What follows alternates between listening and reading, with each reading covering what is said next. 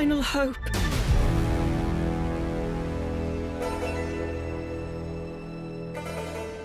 What is up, YouTube? My name is Mario, aka the real Super Mario here, bringing you another Legend of Zelda Tears of the Kingdom video.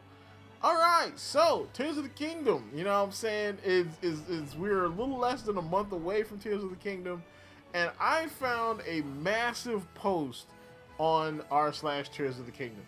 Now, of course, usually when I find posts like these, I sit on them for a little while to see, you know, if it's going to come out to be real or fake. And usually if it's fake, they just put a fake tag on it or unverified or something like that, and they just leave it as is. This post was actually fully deleted.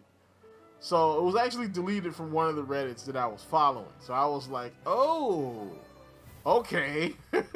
So I had to go and find it again. And so now I did find the post, and I'm like, okay, this could be real. So they could have deleted it because it was fake, or they could have deleted it to protect the Reddit from getting cracked down by Nintendo, because Nintendo ain't playing no games. Alright? They ain't playing no games when it comes to Legend of Zelda leaks. Like, for my news video, my news roundup video I'm going to do tomorrow, there's actually one story where Nintendo got a guy fired from GameStop because he leaked just the fact that the Zelda Switch existed. He didn't even leak the actual system. He leaked the SKU, and they got that man fired. They're not playing any games with this. So of course, this could be real, you know, and there are no story spoilers here. They're just some, it's just talking about gameplay and locations. So, you know, but if you don't want to be spoiled to anything, I have other videos on the channel. You can check out my anime seasonal preview I just did. You can check out my Pokemon Scarlet and Violet coverage that I just did, or any other videos on my channel for that matter, if you don't want to get spoiled. You know what I'm saying? Even though this is it's a very good possibility that this could be fake. Of course, if you want to continue getting videos from me, like, comment, subscribe, hit the bell button, do all that good stuff that YouTube requires me to do. Continue getting videos from me. Well, let's get on into it. Alright, so I'm going to try to get to the pertinent parts of this, because this is a massive post, like multiple parts to it. So there might be, this video might be in multiple parts, but there will be timestamps so you can just hop to wherever you want to go. But it starts off with saying, The Legend of Zelda Tears of the Kingdom gameplay details, no major story spoilers. I am not even going to explain how I have this information. And I am not giving away any major story spoilers because I have common decency. Instead, I'll just talk about the game world, new enemies, gameplay differences, etc. And I will say that this game is definitely not $70 Sky Island DLC, and Nintendo is doing a crap job of marketing Tears of the Kingdom. Which, I'll admit that they probably are kind of doing a bad job of marketing this game. Like, I think they probably should be doing something else, or doing more to it to market the game. But, I mean, you know, it is what it is. Nintendo marketing hasn't really been the best lately in general, so I'm going to go out of my way to do it myself. If you don't want to read all the parts and just want to know the verdict, I personally give it a 9.5 out of 10. And I like this game more than Breath of the Wild, which is a solid 9 out of 10 game for me. Note, throughout the post, I will give my personal thoughts on different aspects of the game, as will I. You know, so the first part, he says, the main overview. So, The Legend of Zelda Tears of the Kingdom starts about 3 years after the events of The Legend of Zelda Breath of the Wild. The game will reuse the same map as Breath of the Wild, but it will become significantly altered / destroyed through the story and events of Tears of the Kingdom, which will become more apparent as the game progresses. Tears of the Kingdom overall will have a much darker tone than Breath of the Wild, dark, creepy, similar to Majora's Mask or Twilight Princess, and this darker tone will be manifested throughout the different aspects of the game, as the story, enemies, named Tears of the Kingdom itself, can have multiple interpretations. Tears, as in crying, refers to the darker themes, tone, motifs of the game, in addition to the story, the special story items that Link will collect throughout the game. Tears can also refer to tear. Tears can also refer to tearing apart or ripping apart and the destruction that will overcome Hyrule, the Hyrule map. Tears also sounds like tears, as in vertical tears, which can also refer to the new tiers of vertical exploration.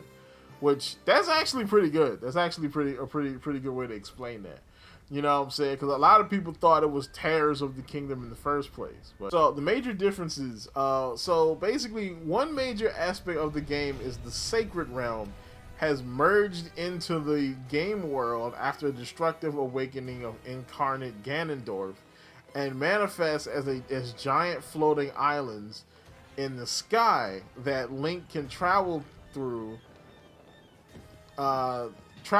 different means.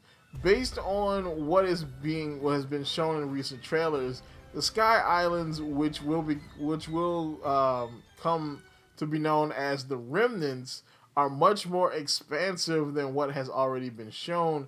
There are two major settlements that float in the sky: Mitani Village and the city of Tauskima. To be frank, it's just a glorified massive town, not really a city.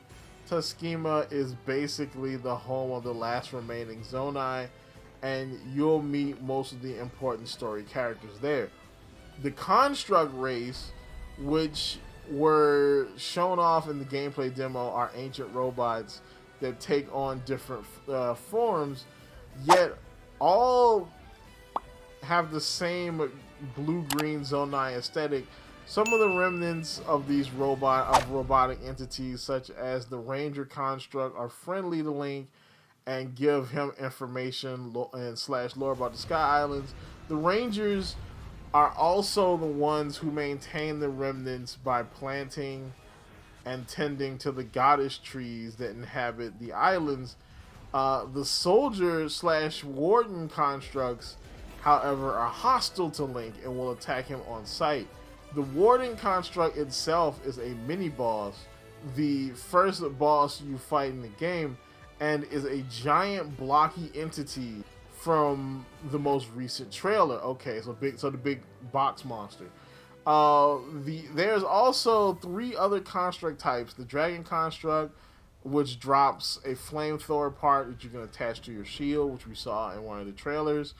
The Sentry, which just hides and alerts soldiers and scalers to your presence, and the Scalar constructs, which are just soldiers, but they have the ability to scale and climb walls.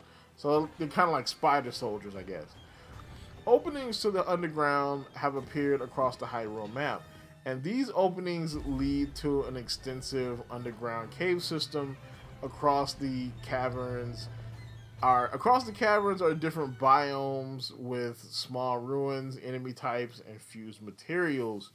There are different tiers to the underground caves, with biomes closer to the surface resembling more of the aesthetic of the surface biomes of Hyrule. So the surface, like the tiers near the top, are going to be more like the surface world of Hyrule.